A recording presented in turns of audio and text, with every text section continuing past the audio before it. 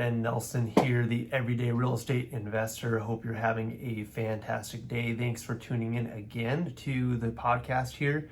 And again, just kind of looking at what the whole purpose here is. Really, I want to make this for, I don't want to say everybody because you can't talk to everybody. Everybody is too broad of a term and you're not going to reach everybody, right? But I really want to speak to those that are busy, which is most of us, and really maybe are struggling with trying to figure out how to either start real estate investing or scale the real estate investment. Maybe you have a couple properties and you really would like to add more, but are just trying to figure out how to make that happen. And it's challenging. It's challenging when there's a lot going on in your life. If you have a family, if you have a professional career, if you have a lot of other things going on, you don't want maybe your real estate investing to take over your whole life.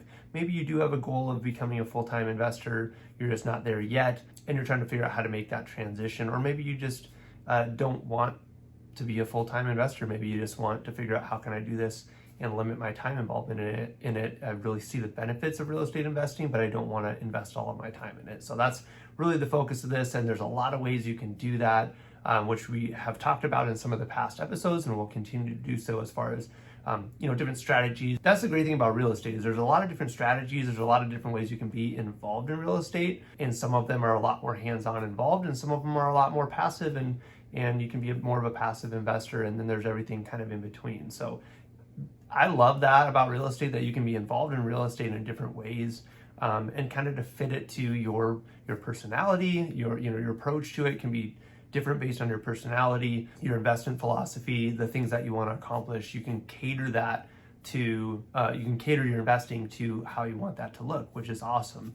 And the key is you have to start and know what that you want that to look like, and then build it around that. So we're going to jump in today. We're going to talk about something that everybody loves to talk about, right? What mistakes have I made? I'm going to talk about mistakes that I've made. Everybody loves talking about their mistakes, right? Because you get a little bit of humility going here, which is totally fine. I'm an open book. I readily admit that I've made mistakes, and anybody that's been involved in real estate has made mistakes. Whether they're small or bigger ones, and you dust yourself off, you learn from them, and you hopefully don't make that same mistake again, and you do better on the next one. So I'm going to kind of open up the book here on some of my mistakes that I've made in some of my deals, and hopefully you can take from that and learn from that and not make the same mistake in your investing, and have that perspective on what things to be looking out for when you're going and looking at your investments. So this is absolutely not, there's a lot of other things that you need to be looking at, but these are just some examples of things that I've done that have either not necessarily lost, like where I've lost money, but where I've not made as much as I maybe could have. Although there's one that I'll hit on that I did definitely not do well on and lost money, and we'll talk about that. So first mistake that I want to touch on is one that I've done quite a bit, unfortunately, and I finally figured out a formula in making sure that I didn't continue to do it, but over improving. When I first started getting involved in fixers and doing flips and things like that, it's not even actually real estate, but I did a lot of manufactured homes and manufactured home communities. I still do some of that just if opportunity comes up, just because I know them very well. But I made the big mistake of improving them to the same level as a single family home in a neighborhood, in a residential neighborhood on its own property. And I really wanted the homes to be really nice, and I wanted them to be what I would want to be, maybe not quite to the level that I would want to live in, but very nice. And I wanted them to be proud of, I wanted someone to be proud to live in the house, and I wanted to have a remodel that I was proud of, and that I turned around and was able to sell to someone and that they were able to enjoy. Unfortunately, I kind of figured out that it costs the same amount of money to remodel a house like that, and your value when you're done is a lot less. So I was spending all this time and money improving these manufactured homes, and in the end I was making less money than if that was one of the, and just like broad picture, not just necessarily to that niche. That's something that's very key. You have to know your product, you have to know your neighborhood, and make sure you're not over improving for the type of housing that you're doing and the type of neighborhood that you're in, that your property is in. So and that's whether you're reselling or if you're renting. I mean, all of that. I mean, you don't want to over improve a rental either. You have to know what class you're in for the rental property, and is this an A-class property or is it a C-class property? And what kind of improvements do I need to do for the tenant base that's going to be here? So I'm going to jump ahead to a different one that's lower on my list here, just because I think it fits it kind of overlaps a little bit, and that's being emotional. And so, I got emotionally invested in these projects because I wanted them to be nice, instead of looking at the numbers and looking at the different ways to approach it and figuring out which one was going to make the most sense from an investment perspective. And I think the other thing that being emotional can do for you is, there's a couple different scenarios. So like, if you're really, so one of them for sure is if you're out there hunting and you're like, I just need a deal, I need a deal, I need a deal, I need a deal. You don't ever want to need a deal to the point where you're making a deal happen because you just need a deal. And I've done that before too. And that's kind of a combination with a couple other mistakes that I made here on one property in particular, where I hadn't had a deal in a long time, so I just wanted a deal. I just needed a deal. I needed a deal, quote unquote, right? And because I hadn't had one in a while. And never buy because you need a deal or because you want a deal. You're going to overlook stuff that you shouldn't be overlooking, and you're going to justify things away because you just want the deal to work. So don't do that. And then becoming emotionally invested in the project, emotionally tied to like this big outcome, this particular one that I'm thinking of. I had this great plan of redeveloping this property, and the house that was on it was a commercially zoned property, and there was a house on it. I was going to try to salvage the house because I love early 1900s houses, and it was a like 1920s, 19-teens house that someone had just kind of like massacred, and I was going to bring it back to life and then develop the back part of the lot. And I just couldn't see past that plan because that's what I wanted to happen. But in the end, that's not what made the most sense. I made a lot of mistakes on that project. That was not one of them, or that was not the only one, but that was one of them for sure, was getting emotionally invested in my vision and not actually, looking and seeing if that was a feasible thing to do with the property, if that was the best thing to do with it. So, and sometimes you can have that big vision, you can have a vision, and sometimes it doesn't make the most sense for the property, right? But it has to actually make sense, in some way, right? It doesn't have to, there's definitely, I think, a case for doing something that is for the community and for you, and it's maybe not the highest and best use of the property, but you can still do well with the project, and you can improve it, and you can do something that's great for the community and maybe preserve a piece of the property. So it doesn't always have to be like what is going to get you the most profit, but you have to profit something, right? Or it doesn't make sense. If you're losing money on all your investments, you're not doing very well. So okay, this is another one, kind of going back to the same project that I'm thinking of here, is not having a plan and just kind of winging. You don't want to do that. You don't want to do that. You definitely need to have a plan and a plan B probably for if that plan doesn't work out. Now, there's a balance here for sure, because the market's dynamic, projects are dynamic. You have to be able to adjust and things like that as you go, but you can't not have a plan at all. You can't just say, I'm going to buy this and I'll figure it out. That is a recipe for disaster. You're going to fail. If you don't, you're lucky is really what it comes down to. You have to have a plan, and you have to be able to know what you're going to do and the steps that it's going to take to get it from where it is to where it needs to be. Otherwise, you're going to spend a whole lot of time and money on figuring that process out, and you're going to increase your chances to fail at the project. Oh man, this is a big one. Something that's outside of your wheelhouse or expertise. This is literally I think I made all of these mistakes other than the over improving, because I didn't actually get the chance to improve this particular one. But on this one project, this one that I did actually lose money on, I think I probably made all of these mistakes all in one. So wow, that was a bad call. But outside of your wheelhouse or expertise. So whenever you're moving into, obviously if you're just starting out, kind of everything's outside of your wheelhouse and expertise. So just kind of start out in a niche, right? Looking at single family homes, or looking at manufactured homes, or whatever that niche is. Just get to know one. Don't try to do everything. Don't try to get to know everything. You're trying to get to know apartments and in commercial space and zone, residential zoning, commercial zoning, like all of these things all at once. You can't do it. You have to focus in on one thing and really get to know that, and then you can branch out from there. And then when you do branch out, it's not that you can't. It's okay to branch out. You want to grow and you want to start doing new things, but you have to, when you start going outside of something that you've never done before, or that's maybe a little different than what you're used to, that's when you really have to start bringing in your team, and you have to bring in outside counsel.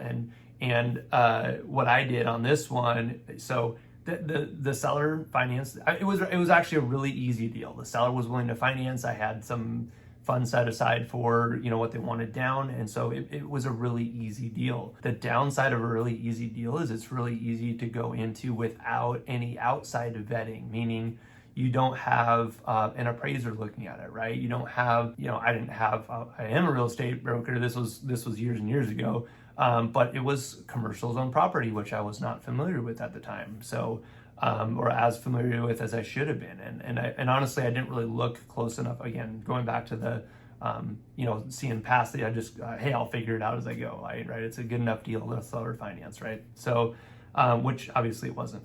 But it's actually not a bad thing to bring in criticism. So whether that's another person, and what I mean by that is someone else to look at the deal from a different angle that maybe than maybe you're looking at it, and poke holes in it, right? So bring someone in to kind of be that devil's advocate of like, what you're, especially we're entrepreneurs, right? We like to see the positive side of everything, and we look at a project or a property and this is what it could be, and this is what it could be worth, and all of this, and we're looking at all the positive sides. Well, you need someone to come in and say, well, yeah, this is all the negative side of it of what could go wrong, right? You don't want to stop there, but it's a balance, right? You look at the positives, you look at the negatives, and you have someone else kind of giving you that feedback of and checking you and making sure that you're not overlooking something or too pie in the sky.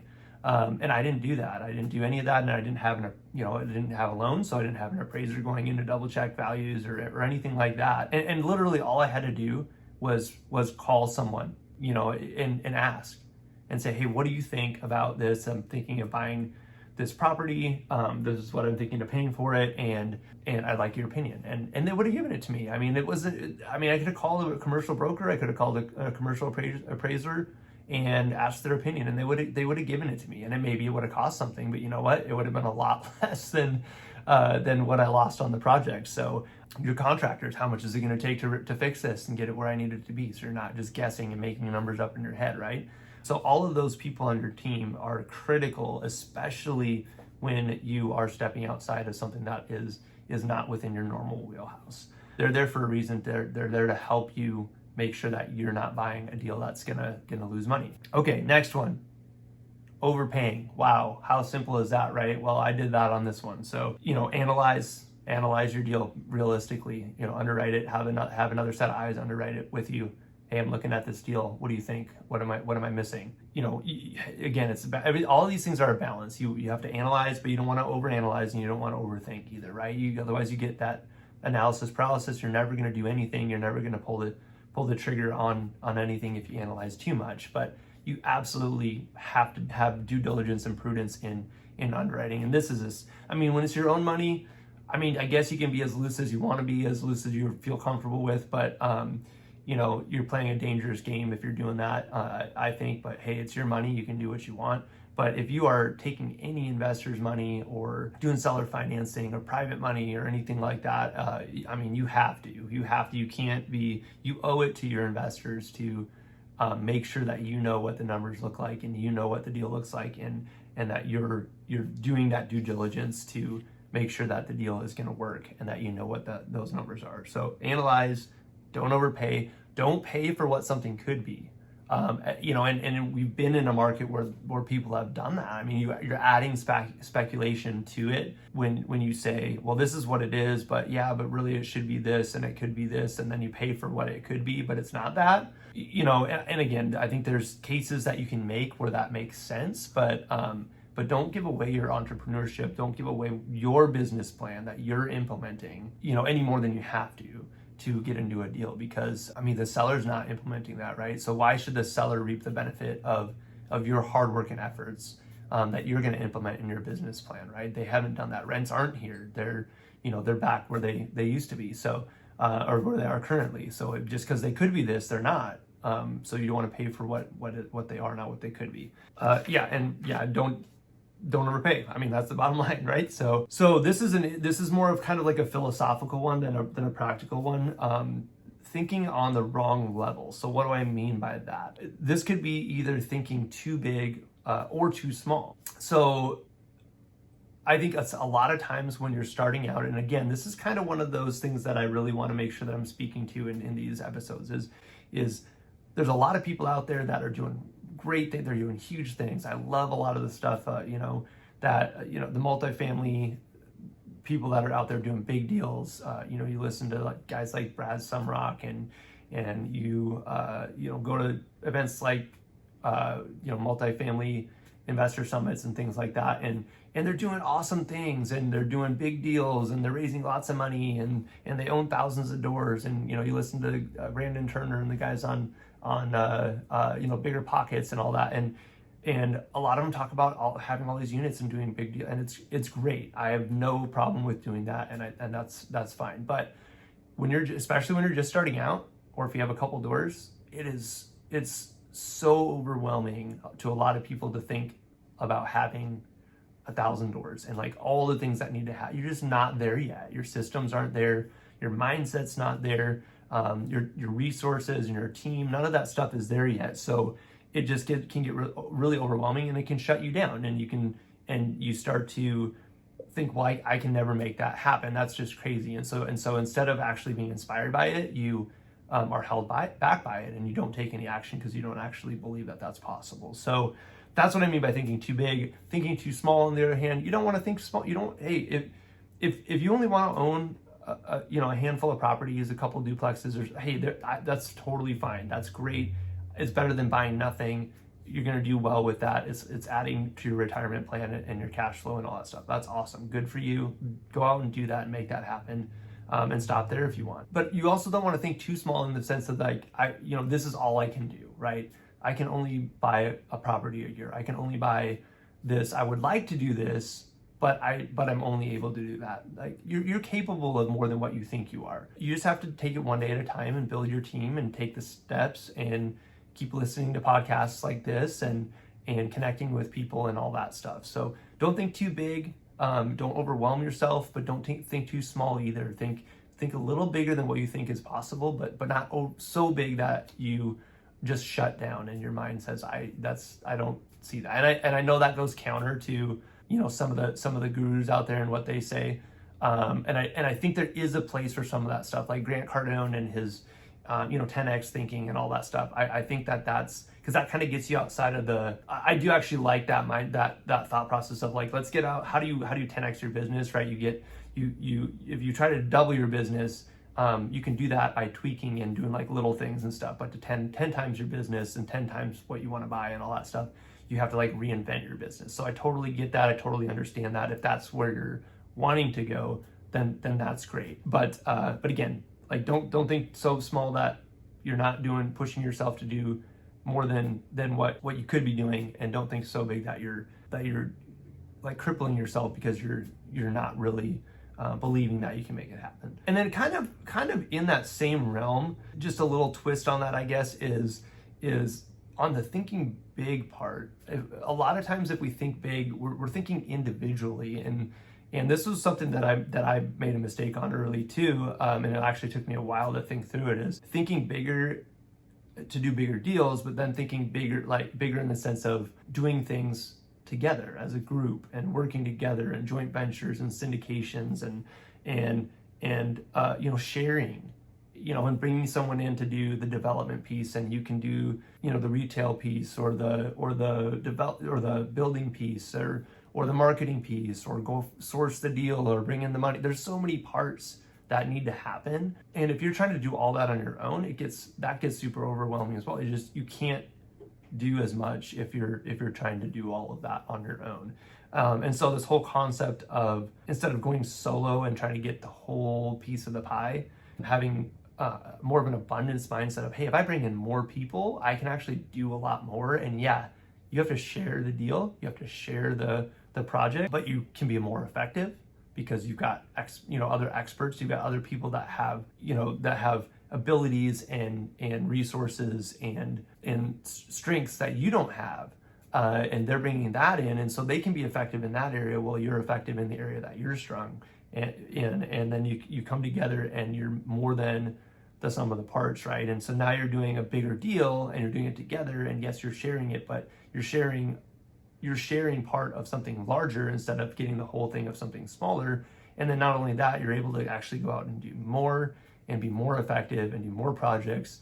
And so the net result is actually doing more. So that was something that I had a really hard time with that at first, just in my, and it's a scarcity and a greedy mindset, honestly. And that's something that fortunately I was able to get past and figure out that, man, I can do a lot more when I'm bringing other people in and they do their thing and I do my thing, and we can do a lot bigger things here.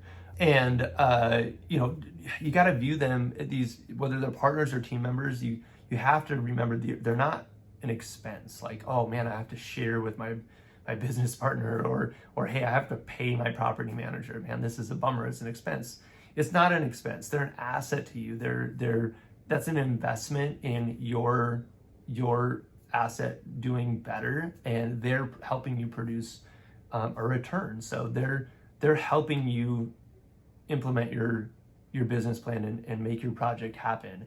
And it's part of the deal. It's part of what needs to happen to make it successful. So it's not an expense, it's an investment. And I think you really need, and I hear this a lot just from, like, especially, someone doing taxes, your taxes, for example.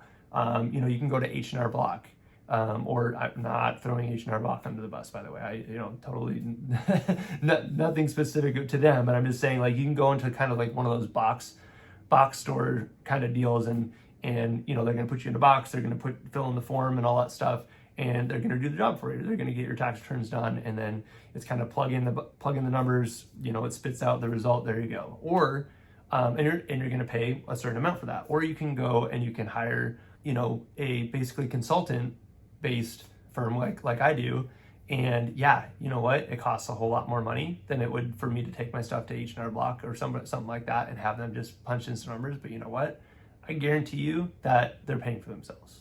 I'll just say that. So you have to look at it.